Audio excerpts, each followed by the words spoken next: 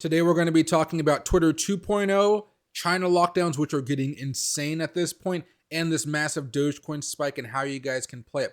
First things first, hope you guys have had a really good weekend so far. But guys, this weekend has been anything but normal. China is going crazy, so let's just hop into it, everybody. I was scrolling through my Twitter feed right here, and you guys can see China is actually welding the doors shut on some apartment buildings here that have COVID. And if you guys don't have enough food, chances are you're going to have to go over to your neighbors or be hungry for a few days, maybe even a few weeks, until this is all sorted out. But I have never seen something this crazy before.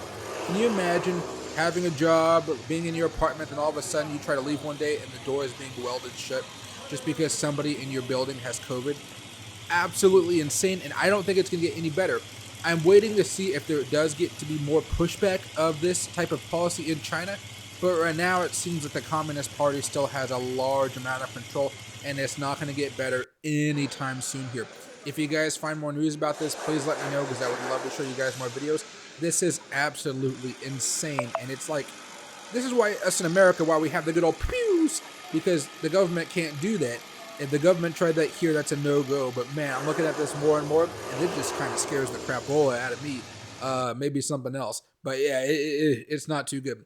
Second thing here, which I wanted to talk to you guys about, is Twitter 2.0.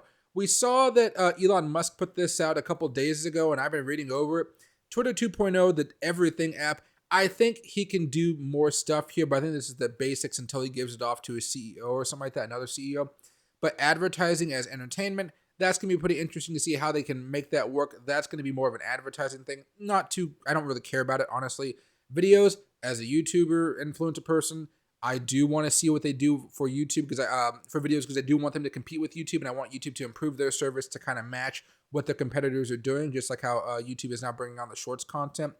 Here's where things get a little bit more interesting. Now, we have encrypted DMs. That's fine. Long-form tweets, I'm excited about that. I do have my little check mark right now, and I will be excited to see how the relaunch of the blue verified checkmark works out. I am very curious to see how that works, because as soon as I got my checkmark, my impressions started to skyrocket. Although once they kind of put it on the back burner here for a few more weeks, it didn't. All my impressions pretty much went away on Twitter, so that kind of sucks. And I'm still paying the $8 a month. Now, you see payments is left blank right here. I think what was here was probably Binance and Dogecoin. Binance and Dogecoin. That's where I think Elon Musk is going for this. Now, people may have been talking about Mask and seeing if Mask was going to be a part of this. I don't think Mask really is going to be part of the equation here. But let me know what you guys think. Do you think Dogecoin and Binance can work something out so they can both get on Twitter and make a nice payment setting or nice payment system here where Dogecoin isn't fluctuating too much, maybe once it gets up closer to $1 or so? And then you see that Binance is actually facilitating all the trades, and CZ comes over, does a nice little handshake with the good old Elon Musk, and they get something worked out. Let me know. Now, next we got Dogecoin here. It's been getting a lot of momentum back after that catastrophic drop we had a few weeks ago off of the big old FTX news. It's now starting to rally back up here. We broke above 10 cents like we talked about last night. Now we're starting to get to those scale out levels. It's up to you guys if you guys want to start selling before we hit this resistance level of about 11 cents. After that, if we do break out above that, we're cleared back up to 12, 13, maybe even 14 cents, and that'd be a massive move for Dogecoin.